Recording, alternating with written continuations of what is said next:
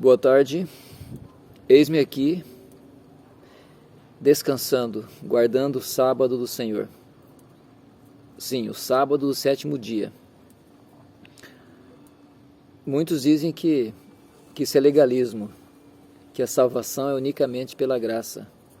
E está certo, estão certos.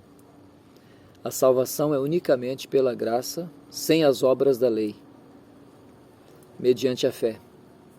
Isso é bíblico. Essa é a espinha dorsal do cristianismo. E a Igreja Adventista 7º Dia, a qual pertenço, há 30 anos, é uma igreja cristã, embora alguns classifiquem de seita. Se a Igreja Adventista crê que a salvação é unicamente pela graça mediante a fé, isso não vem de vós, é dom de Deus, então não é uma seita. Mas, todavia, guardamos o sábado. Se recorrermos a Êxodo 20, ali temos os 10 mandamentos, dos quais o sábado é o 4º mandamento. Dizem que é para judeu. Porém, quando a lei foi dada no Sinai, registrada por Moisés em Êxodo capítulo 20, o sábado já existia desde a criação. Nós lemos em Gênesis capítulo 2, vemos ali Deus terminando no 7º dia sua obra, que como o Criador fizera, descansou no 7º dia, abençoou e santificou o 7º dia. Quer dizer, ali havia Adão e Eva, não havia judeus. Prosseguindo no fio da história, nós vemos o povo no deserto, o maná caindo durante 40 anos, 6 dias a semana, não podendo ser guardado de um dia para o outro que ele estragava, porém na sexta-feira caía dobrado e podia-se guardar a porção para o sábado quando ele não caía. Portanto, vemos Deus guardando o sábado, como lá na criação, e não estragava. Isso antes da lei ser dada por escrito no Sinai em tábuas de pedra. Aliás, pedra, símbolo de eternidade. Pedra, símbolo de Cristo, o nosso descanso sabático. Esse é um outro argumento que muitos se apegam. Existem pelo menos 3 argumentos, 3, para dizer que o sábado já era. O primeiro deles se apoia na ideia de que Jesus aboliu o sábado. Ele ressuscitou no domingo, e etc, etc. Aí pega-se os escritos de Paulo, que em nenhum momento discute a vigência ou não da lei. Ele discute o modo errado de guardar a lei. Ele diz que o mandamento é santo, justo e bom, a lei é boa, se alguém usa dela legitimamente, ele fala isso para Timóteo, seu jovem discípulo. Quer dizer, se ele diz que a lei é boa quando se usa dela legitimamente, é porque há um modo ilegítimo de se usar a lei, que é justamente como os fariseus faziam, e até mataram Jesus em nome da lei, porque não guardava o sábado, né? Segundo a ótica farisaica, legalista deles. Mas nós sabemos que Jesus guardou o sábado.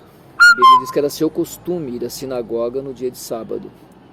Nós sabemos que após ser crucificado, sua mãe, Maria, com as mulheres que estavam com ela, que certamente saberiam que o sábado havia sido mudado, se Jesus tivesse mudado, chegaram no sepulcro, ao pôr do sol, viram o corpo conforme estava, e segundo Lucas, finalzinho de Lucas ali você vai ver, capítulo 24, versos 55, 56, elas descansaram conforme o mandamento, ou seja, o filho, o mestre estava ali morto, motivo de extrema força maior, envolvendo questões afetivas, questões práticas. Um morto não espera para cheirar mal. Todavia, viram como estava, voltaram e guardaram o sábado conforme o mandamento. Isso é no capítulo 23, eu falei 24 e 23. No início do 24, a história prossegue. No primeiro dia da semana, sendo ainda alta madrugada, essas mulheres, levando as especiarias, os ungüentos e bálsamos, foram ao sepulcro para fazer a obra de preparo do corpo de Jesus. Veja que motivo de força, extrema força maior. Porém, ele havia ressuscitado. E aí surge o outro argumento subjacente a esse, de que Jesus mudou, que a ressurreição dele, dando-se no domingo, trouxe o domingo como um novo dia de guarda. Porém, está ali o meu carrinho na garagem, eu dou ele para quem provar na Bíblia que o sábado foi mudado para o domingo. É um desafio que eu faço. Posso deixar pode me ligar, me dar um jeito, deixa aí meu telefone. Aí depois pegam argumentos vários, usando Paulo, um escritor profundo, difícil, muito letrado. O próprio Pedro alerta, Nosso irmão Paulo, amado irmão Paulo, escreve de modo difícil de entender que os indoutos e inconstantes torcem para a sua própria perdição. Está aí a questão do sábado, é mais uma dessas coisas que se torce nos escritos de Paulo por se entender errado a sua teologia sobre a justificação pela fé, que é muito profunda. E ele não discute o mérito da questão da lei em si, ele discute a questão do modo ilegítimo de se usar a lei, de modo legalista, modo errado, querendo se salvar por guardar, por fazer, por não matar, por não roubar, não adulterar, então eu estou sendo salvo. Totalmente errado, isso é a ótica legalista. Somos salvos unicamente pela graça, mediante a fé, sem as obras da lei. Isso aí está bem claro. Porém, essa fé não abole a lei e não é uma carta branca para eu pecar. Tanto que todas as religiões, até aquelas menos bíblicas, contra as quais muitos argumentos existem de irmãos evangélicos, até católicos, contrários a ela, como o Espiritismo, por exemplo, ninguém se opõe a 9 mandamentos. 9 mandamentos. 9, aqui está 8, Aqui. Ninguém se opõe. Todos concordam que não terás outros deuses diante de mim, que não farás para ti imagem de escultura. Mesmo os irmãos católicos, embora façam, mas dizem que aquilo é apenas uma lembrança, argumentam, tergiversam, racionalizam. Terceiro, não tomar o nome de Deus em vão. Aí pulam o quarto, lembra-te do dia de sábado. Lembra-te por quê? Porque a humanidade esqueceria. Lembra-te do dia de sábado para o santificar. Memorial da criação, porque em 6 dias fez o Senhor os céus, a terra, o mar e tudo que neles há. Aí vem o quinto, honrar pai e mãe, aí vem não adulterar, não matar, não roubar, não cobiçar. Todos concordam com 9. O sábado, estranhamente, e por isso Deus alertou, lembra-te, lembra-te. A maioria diz que foi abolido por Jesus, foi mudado para o domingo. E o outro argumento mais sutil, mais moderno, mais politicamente correto, mais bonitinho, é que Jesus é o nosso descanso sabático. Muito bonito. E de fato é. Jesus é tudo em todos, Jesus é nossa vida, eu sou o caminho, eu sou a verdade, eu sou a vida, disse ele em João 14,6. Porém, isso também não abole a obediência à lei de Deus, porque 9 continuam vigindo. Por que só o sábado? E o argumento mais sofisticado ainda é que aqueles cristãos que concordam com o descanso bíblico, que temos que ter um dia de descanso, que é uma lei de Deus, que até mais sofisticadamente sabem que a ciência descobriu que temos o ciclo, além do circadiano, que é aquele ciclo corporal diário, temos o ciclo circaseptano. Isso é uma descoberta razoavelmente recente da ciência, que nós temos um ciclo corporal de 7 dias, tanto que quando tentaram mudar a semana para 10 dias, em outras situações, a Revolução Francesa, houve um caos na saúde humana e tudo mais, emocional e fisiológica. Então esse argumento é que o que importa é o princípio. Pode ser na quarta, domingo, segunda, o dia que eu puder, o dia que for melhor para mim, Deus aceita porque eu estou obedecendo o princípio da lei do descanso sabático, que é tirar um dia para Deus, para a família, para o descanso. Esses argumentos são falhos e não são bíblicos. que eu posso garantir a vocês que biblicamente o sábado continua vigindo, tanto é que se nós dermos um salto vindo de Gênesis a Apocalipse, e chegarmos em Apocalipse 14, 12, 12, 17, ali dizem que não há placa de igreja, mas ali eu posso dizer que é uma plaquinha de igreja. Aqui está a perseverança dos santos, os que guardam os mandamentos de Deus e têm a fé de Jesus. Ou seja, nós chegamos em Apocalipse com a igreja de Deus tendo as duas características que ela sempre teve ao longo da história: a lei e a graça. Guardam os mandamentos de Deus, a lei. E tem o testemunho de Jesus, ou a fé de Jesus, a fé que Jesus teve, de submissão, de entrega total, de obediência ao Pai. Portanto, ali está Apocalipse 14, 12, ou 12, 17, que diz: irou-se o dragão, que é Satanás, o diabo, um dos seus nomes, muitos nomes ali na Bíblia, contra os que guardam os mandamentos de Deus e têm o testemunho de Jesus. É um alerta, né? Portanto, a Bíblia mesmo deixa claro que há uma ira do dragão contra aqueles que buscam, pela fé, pela graça de Deus, mediante a fé, observar a lei de Deus. Não matar, não roubar, não adulterar e tal. Ah, mas o adventista fala muito do sábado. Concordo que alguns desequilibram. Em todo o meio religioso há os que desequilibram. O problema é o seguinte: a ênfase atual é no sábado. Por quê? Porque não há discordância, não há conflito em relação a 9 mandamentos. A briga é com um mandamento, o quarto, o sábado. E isso leva a uma argumentação maior, a uma conversação maior, a uma ênfase maior em cima daquilo que é o problema do momento, que é o sábado.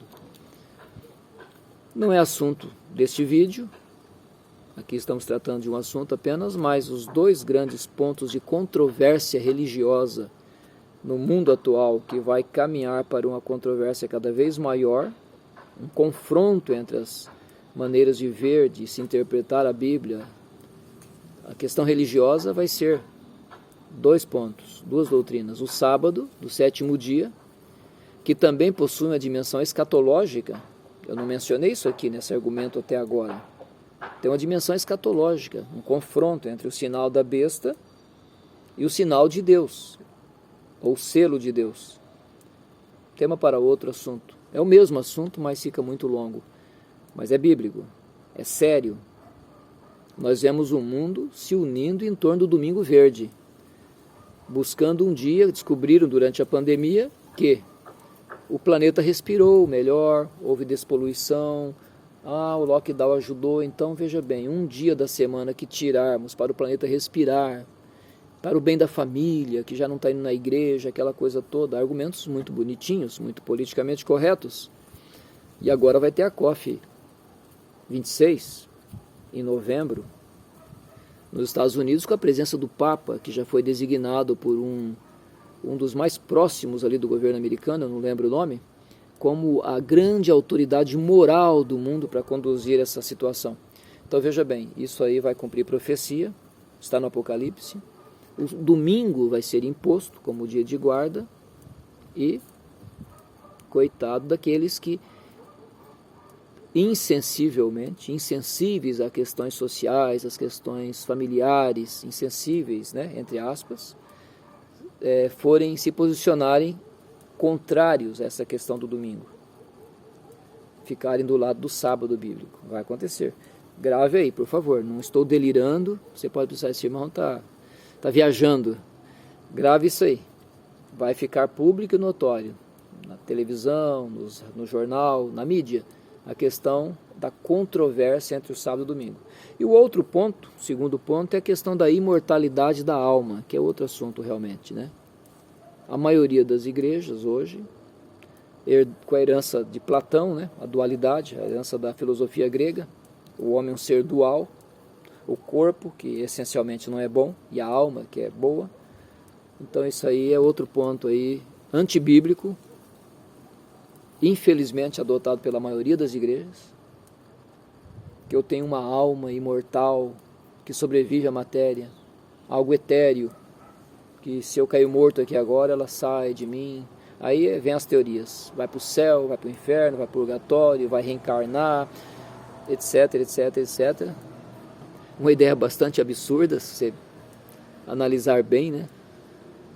Infelizmente, a palavra de Deus, que deve interpretar-se a si mesma, um verso levando a outro, levando a outro, levando a outro, como Jesus ensinou a caminho de Emaús, quando estava ali com aqueles 2 discípulos após a ressurreição. Ele deu uma aula de como se estuda a Bíblia. Ele ali diz em Lucas, capítulo 24 também, se não me engano, posso ver aqui. Lucas, ele diz o seguinte: começando por Moisés, discorrendo por todos os profetas, expunha-lhes ou explicava-lhes o que a seu respeito constava em todas as Escrituras. Então vejam bem, esse é o método correto, está aqui, ó, Lucas 24, verso 27. E começando por Moisés, ou seja, Gênesis, Êxodo, Levítico, Números, Deuteronômio, o Pentateuco, e discorrendo por todos os profetas, Isaías, Jeremias, Malaquias, Ageu, Naum, Abacuque, todos eles, expunha-lhes o que a seu respeito de Jesus, do Messias, o tema ali desse estudo bíblico era ele, a pessoa do Messias, constava em todas as Escrituras. É assim que eu estudo sobre o sábado, sobre a fé, sobre não matar, sobre não adulterar, sobre não roubar, em todas as Escrituras, do Gênesis a Apocalipse, porque, afinal de contas, toda a Escritura é inspirada por Deus, diz o apóstolo Paulo em sua carta ao jovem Timóteo. Não é só o Antigo ou o Novo Testamento, são nomenclaturas humanas, a divisão humana, essa divisão foi feita para facilitar o entendimento, velha, nova aliança, etc., existe, é bíblico, mas a Escritura é uma só, una, indivisível, imutável e harmônica. Mas é isso, meus queridos, portanto, analisemos com seriedade o assunto. Façamos como os bereanos, que foram mais nobres que os de Tessalônica, diz lá em Atos, que chegando em casa, após ouvirem o discurso de Paulo, assim como vocês estão me ouvindo, não estou me comparando com Paulo, por favor, nesse mundo hoje do politicamente correto, tudo que você fala, mal querem se comparar com Paulo. Não, mas eu estou falando sobre a palavra de Deus. A pessoa ouve, chega em casa e vai analisar nas Escrituras. Os bereanos fizeram isso, para ver se as coisas realmente eram daquele jeito. Mas como examinar as Escrituras? 2 pontos. Com oração e humildade. Eu esqueço meu PhD, meu doutorado, meus 30 anos de igreja tal, esqueço tudo isso. Como uma criança, como alguém que vai aprender um novo idioma, com humildade, com reverência, sinceridade. Eu me prostro diante de Deus e peço: Senhor, me guia, me ilumina na Tua palavra. Ela é inspirada. O Espírito que a inspirou, o Espírito Santo, o Espírito Santo que inspirou esses 40 homens para redigirem esse texto sagrado, que é a Tua palavra, a Tua voz, embora redigida em linguagem humana, me ilumine para interpretar o que Ele aqui colocou.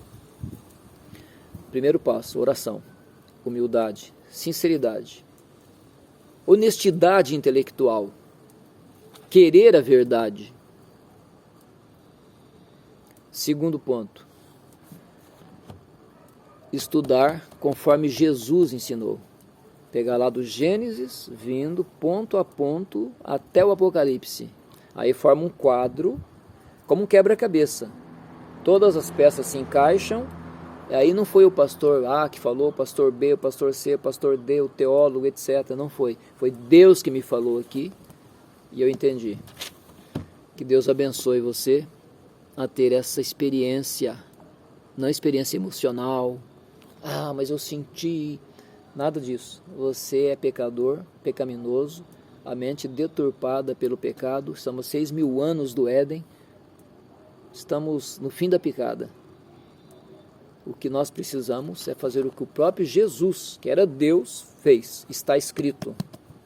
Diante das tentações, os sofismas, os argumentos diabólicos, ele dizia: está escrito. Não é eu acho, eu penso, eu ouvi. Está escrito. Que Deus abençoe sua vida.